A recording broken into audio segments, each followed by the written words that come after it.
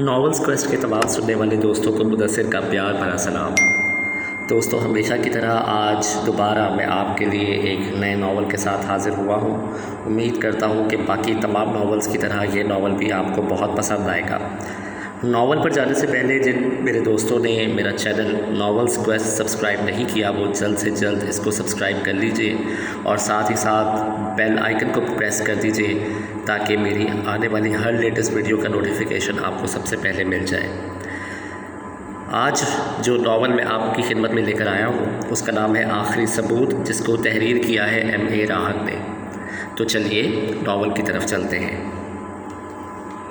DDT limited کا پہلا case he شاندار تھا۔ 25,000 روپے کی آمدنی معمولی نہیں تھی، ساتھ ساتھ ہزاروں روپے حصے میں آئے تھے۔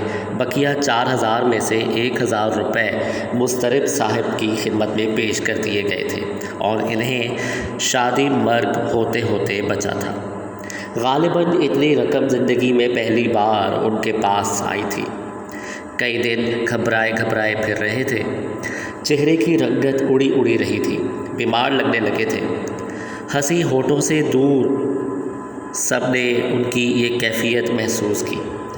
بات کسی کی سمجھ میں نہیں آئی تھی، اس لیے مضطرب صاحب کی اس کیفیت کو پریشانی کی نگاہ سے دیکھا گیا اور ایک دن انہیں طلب کر لیا گیا۔ مضطرب صاحب، آپ بیمار ہیں؟ سعدی نے پوچھا۔ جی نہیں، بفضل خیریت سے ہوں۔ کوئی بات تو ہے؟ بخدا کوئی خاص بات نہیں ہے۔ کوئی شیر اٹک گیا ہے معدے میں؟ نہیں، یقین فرمائیے حضرات، بس کچھ یوں ہی۔ کوئی مشکل ہو تو ادارہ بلا معاوضہ اپنی خدمات پیش کرتا ہے۔ ویسے کوئی بات ہے ضرور، ظفری بولا۔ آپ لوگ وعدہ کریں کہ میرا مذاق نہیں اڑائیں گے، مضطرب صاحب نے گردن جھکا کر کہا، اور سب نے مخلصانہ وعدہ کیا۔ تب مضطرب صاحب کہنے لگے، دراصل یہ 1,000 روپے جو آپ نے مجھے عنایت کیے ہیں میرے لیے باعث الجھن ہے۔ وہ کیوں؟ شکیلہ نے تعجب سے پوچھا۔ بس یقین نہیں آتا کہ اس خطیر رقم کا مالک ہو۔ نیند آنکھوں سے اڑ گئی ہے۔ خدشہ رہتا ہے کہ کہیں گم نہ ہو جائیں، کوئی چرا نہ لے۔ راستے پر چلتے چونک پڑتا ہوں اور ان کی موجودگی کا اندازہ لگاتا ہوں، تب کہیں سکون ہوتا ہے۔ بس عالم خوف میں رہتا ہوں۔ آپ نے ان میں سے کیا خرچ کیا ہے اب تک؟ خدا کے لیے ایسی دلدوز گفتگو نہ فرمائیے، مجھے اختلاج قلب ہو سکتا ہے۔ بھلا میں ان میں سے کچھ خرچ کرنے کی جرت کر سکتا ہوں؟ ناممکن، قطعی ناممکن۔ میں اس اجتماع زر کو منتشر کرنے کی جسارت نہیں کر سکتا۔ زندگی میں پہلی بار میں نے خود کو ایک ایسی رقم کا مالک پایا ہے جو 4 ہندسوں پر مشتمل ہے۔ یہ یقین کرنے میں بھی بڑی دشواری پیش آتی ہے بعض اوقات کہ میں اس زر خطیر کا مالک ہوں۔ بخدا یقین فرمائیے کبھی 2 ہندسے سے بھی یکجا نہیں ہوئے، اور اگر چند روز اس مصیبت کا شکار رہا ہوں تو اس طرح کے 3 دن فاقے کیے ہیں، اور جب فاقہ کشی سے اعضاء کسی قابل نہیں رہتے تھے تو پھر یہ اجتماع توڑنا پڑتا تھا، لیکن بحالت مجبوری۔ اس وقت تو 4 ہندسوں کی بات ہے جس کا تنہا مالک میں ہوں، صرف میں۔ مضطرب صاحب کے چہرے پر اضطراب لرزا تھا۔ سعدی، ظفری اور شکیلہ حیرت زدہ نگاہوں سے انہیں دیکھ رہے تھے۔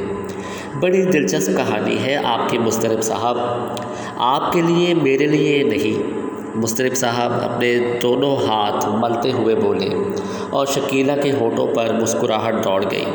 پھر وہ اپنے تاثرات پر قابو پاتے ہوئے بولی، گویا زندگی میں آپ نے کبھی ایسا کوئی کام نہیں کیا جس کے عوض آپ کو بھرپور رقم مل سکتی۔ کیا یہ آپ کی پہلی ملازمت ہے؟ جی نہیں، نوکریاں تو بہت ہیں، لیکن حالات نے کبھی اس کی اجازت نہیں دی کہ مالکان سے پوری تنخواہ وصول کرتا۔ بس کچھ نہ کچھ روزانہ لے لیا کرتا تھا، اور وہ اتنا ہی ہوتا تھا کہ پیٹ بھر جائے یا دوسری کوئی ضرورت پوری ہو جائے۔ لباس کبھی زندگی میں نہیں سلوایا، کسی نے دے دیا سو پہن لیا، جو مل گیا اسی میں گزارا کر لیا۔ بس اپنی تو زندگی اس شعر و شاعری کی نظر ہو گئی، کوئی کام کر ہی نہ سکے۔ تنہائیوں میں ہمیشہ اس کا وصال رہا اور کسی دوسری ضرورت کو کبھی محسوس نہ کیا۔ یوں گزری ہے مضطرب دیوانی کی۔ مضطرب صاحب نے جواب دیا۔ اہل خاندان میں کبھی کوئی تھا؟ شکیلہ نے پوچھا۔ ہوگا، کبھی اس پر غور ہی نہ کیا۔ اپنا خاندان تو الفاظ کی بندشوں میں پوشیدہ ہے، جسے جی چاہا پکار لیا اور چند باتیں رہی۔ مضطرب صاحب نے جواب دیا۔ واہ واہ، سبحان اللہ! دراصل مضطرب صاحب خوب ہیں آپ بھی، مگر یہ مشکل تو واقعی بہت بڑی مشکل ہے۔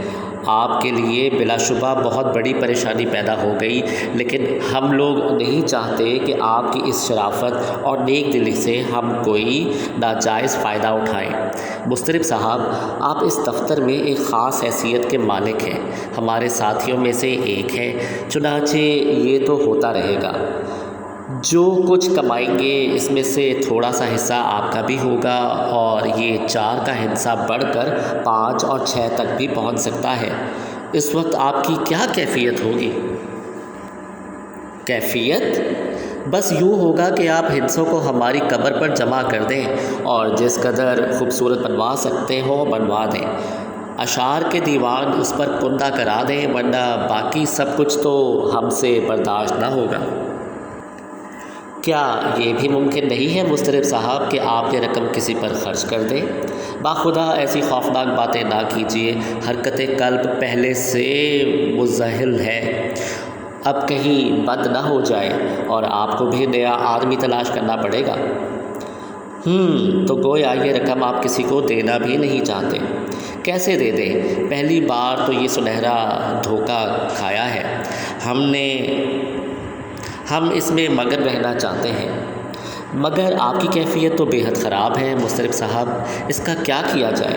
آپ اگر اس کا کوئی حل بتا سکیں گے تو بڑی عنایت ہوگی ہم پر، مضطرب صاحب بولے۔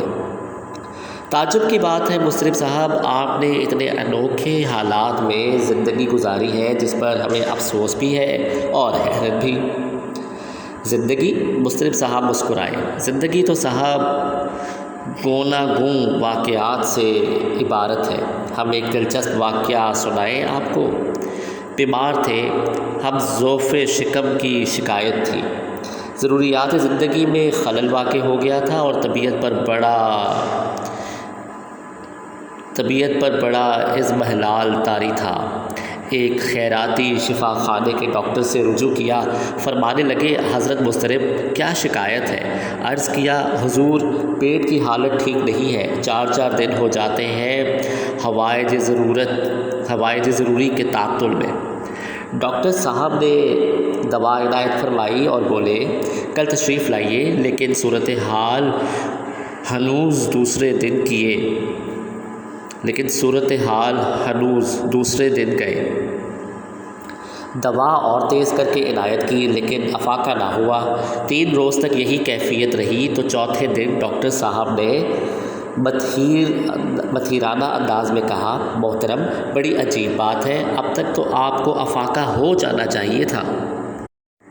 ہاں ذرا یہ تو بتائیے کہ آپ کا شغل کیا ہے، میرا مطلب ہے پیشہ کیا ہے، کیا کرتے ہیں آپ؟ شاعری، ہم نے جواب دیا تو ڈاکٹر صاحب سر پکڑ کر بیٹھ گئے۔ چند ساتھ اس طرح بیٹھے رہے، پھر اپنی جیب سے 2 روپے نکال کر عنایت فرمائی اور پھر بولے جائیے قبلہ، پہلے کچھ کھائیے پھر دوا استعمال کیجیے، جائیے فائدہ ہوگا آپ کو۔ اور در حقیقت ان کا فرمانا درست تھا۔ تو یوں گزری ہے صاحبان ان حالات میں ہماری جو کیفیت ہے وہ قدرتی ہی ہے، مضطرب صاحب نے کہا، اور سعدی، ظفری اور شکیلہ کا ہنستے ہنستے برا حال ہو گیا۔ یہ مضطرب صاحب بھی پائے کی چیز ہے، شکیلہ نے ہنستے ہوئے کہا، لیکن ان کی یہ کیفیت ان تینوں کو گوارا نہ تھی۔ مضطرب صاحب بہر صورت ایک اچھے ساتھی تھے، ان سے خوب گھل مل گئے تھے۔ چنانچہ ظفری نے کہا یوں کرتے ہیں مضطرب صاحب کہ یہ رقم بینک میں جمع کرا دیتے ہیں، آپ کا اکاؤنٹ کھلوا کر آپ بینک کی چیک بک اپنے پاس رکھ لیں، جب بھی دل گھبرائے اسے دیکھ لیا کریں۔ بینک میں تو رقم ہر طرح سے محفوظ رہتی ہے، اگر کوئی ضرورت ہو تو اس میں سے کچھ نکال لیں، بلکہ یوں کریں کہ آئندہ آپ کو یہاں سے جو کچھ ملے اسے بینک میں جمع کرتے رہیں۔ میرا خیال ہے یہ نسخہ بھی تیر بہدف ہوگا آپ کے لیے۔ کبھی اگر کچھ خرچ کرنے کا دل چاہے تو خرچ کر لیں، ورنہ نوٹوں کے ڈھیر پر تشریف فرما رہیں۔ مسترب صاحب کو یہ تجویز شاید پسند آئی تھی۔ ان کے چہرے پر بحالی آنے لگی، پھر وہ خوش ہو کر بولے، اگر آپ یہ کام کرا دیں تو تا زندگی ممنون کرم رہوں گا۔ ضرور ہو جائے گا، آج ہی ہو جائے گا، سعدی نے کہا، اور اس کے بعد وہ تینوں دیر تک ہنستے رہے۔ اللہ، ایسے لوگ بھی موجود ہیں اس دنیا میں۔ واقعی مسترب صاحب اپنی مثال آپ ہیں، ظفری گہری سانس لے کر بولا۔ شکیلہ بار بار کہے لگانے لگتی تھی۔ DDT لمیٹڈ کی پہلی آمدنی ہی بھرپور تھی۔ اگر اس ماہ انہیں اور کوئی کیس نہ ملتا تو انہیں پرواہ نہیں تھی، لیکن تینوں اس ادارے کو چلانے کے لیے سنجیدگی سے خواہاں تھے، اس لیے اصول متعین کرنے گئے تھے۔ دفتر بڑی باقاعدگی سے کھلتا تھا اور تینوں مالکان روزانہ اس میں بیٹھتے تھے۔ کئی دن گزر چکے تھے، کسی نے اس جانب رخ نہیں کیا تھا۔ اشتہار کی مد میں جو رقم رکھی گئی تھی اس کا استعمال بھی نہایت محتاط انداز میں ہو رہا تھا۔ پھر ظفری نے تجویز پیش کی کہ دفتر کے لیے کوئی کنوینس ہونا چاہیے، اس لیے اس نے اپنے دلائل پیش کرتے ہوئے کہا، ابھی ہم لوگ ابتدائی مراحل میں ہیں، یقینی طور پر کچھ روز کے بعد ہماری مصروفیات بڑھیں گی، ممکن ہے ہمیں اسٹاف بھی بڑھانا پڑے، چنانچہ بعض معاملات میں فوری طور پر سواری درکار ہوتی ہے۔ اس کا کوئی بہتر حل ہونا چاہیے۔ کیا ہو سکتا ہے؟ شکیلہ نے پوچھا۔ فی الحال ایک موٹر سائیکل جو مشترک ہوگی، یعنی جسے ضرورت پیش آئے وہ استعمال کرے، ہم لوگ اس میں تھوڑی سی رقم ملا دیتے ہیں، اس طرح موٹر سائیکل مل جائے گی۔ تھوڑی رقم سے کیا ہوگا؟ موٹر سائیکل کی قیمت اتنی کم تو نہیں ہوتی، شکیلہ پرخیال لہجے میں بولی۔ پہلے یہ بتائیے آپ اس ضرورت سے متفق ہیں؟ ہاں، شکیلہ نے جواب دیا۔ تو پھر ضروری نہیں ہے کہ کوئی نئی موٹر سائیکل خریدی جائے۔ پرانی موٹر سائیکلوں کے اشتہارات روزانہ ہی اخبارات میں نظر آتے ہیں، کیوں نہ انہی میں سے کسی کو دیکھ بھال کر سودا کر لیا جائے؟ یہ بھی طے ہو گیا اور ان چاروں افراد میں موٹر سائیکل پانچویں ساتھی کی حیثیت اختیار کر گئی۔ ہر چند کو شکیلہ کے استعمال میں نہیں آتی تھی، لیکن شکیلہ نے اپنے حصے کی رقم ادا کر دی تھی، کیونکہ اس کا تعلق دفتر سے تھا۔ دفتر کی طرف سے تو ابھی یہ سب مطمئن تھے، کیونکہ جناب زاہد کیا نگاہیں ابھی تک شکیلہ کو دیکھ کر نشیلی ہو جاتی تھی۔ ویسے ان دنوں وہ باہر گئے ہوئے تھے اور باہر جاتے ہوئے اس کی اطلاع دے گئے تھے، اس لیے شکیلہ کو رومانی جملے یاد کرنے کی ضرورت پیش نہیں آئی تھی۔ ویسے اس نے اس دفتر کو قائم و دائم رکھنے کے لیے کچھ ایسی کتابیں خریدی تھیں جو رومانی تھیں، اور جن میں وقت بے وقت استعمال کے لیے رومانی جملے کافی تعداد میں تھے۔ اس نے ان میں سے کئی جملوں کا انتخاب کر لیا تھا جو اس نے جناب زاہد کے سامنے دہرائے تھے۔ ویسے ان کتابوں کی قیمت بھی دفتر کے حساب میں جمع کر لی گئی تھی، کیونکہ دفتر کو بہر صورت برقرار رکھنے کے لیے شکیلہ کا ایکسٹرا رول تھا، جسے وہ خوش دلی سے انجام دے رہی تھی۔ زاہد صاحب کو ابھی تک اس سلسلے میں کوئی اعتراض پیدا نہیں ہوا تھا۔ اپنی دانست میں وہ مس شکیلہ کے حقدار تھے اور آہستہ آہستہ محبت کی بلندیوں کی طرف قدم بڑھا رہے تھے۔ انہیں کسی بھی قسم کا ذرا بھی تردد نہیں تھا کہ ان کے اس پیار میں کوئی رخنہ انداز ہو سکتی ہے۔ یہ دوسری بات ہے کہ شاید وہ زندگی بھر مسز تنویر سے شکیلہ کے حصول کی درخواست نہیں کر سکتے تھے۔ درخواست تو کیا، خواہش کا اظہار بھی نہیں کر سکتے تھے، لیکن اس کی ضرورت بھی کیا تھی؟ ان کے دو نوجوان بزرگ موجود تھے جو ان کی اس مشکل کو حل کرنے کے لیے ان کے مددگار معاون ثابت ہو سکتے تھے۔ انہیں اپنے ان بزرگوں پر یعنی سعدی اور ظفری پر یہ اعتماد تھا کہ وہ ان کی ضرورت سے منحرف نہیں ہوں گے۔ یہ اعتماد قائم کرنے کے لیے سعدی اور ظفری کو خاصے پاپڑ بیلنا پڑے تھے۔